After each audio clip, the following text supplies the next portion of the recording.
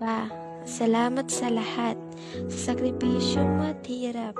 Ginawa lahat para kami iangat sa hirap. Pagod ay di ininda para kami ay matustusan.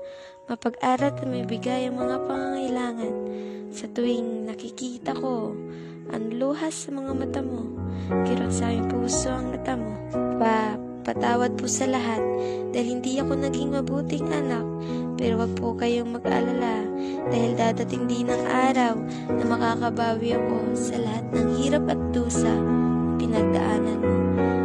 Di ko man po masabi na mahal kita, naway bigyan mo po ako ng pagkakataon na iparamdam sa'yo ang pagmamahal ng isang anak na walang katumbas.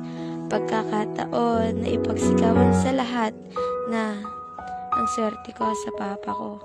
Ang swerte ko po dahil meron akong ikaw na walang sawang pumapatnubay at kami tinatamayan.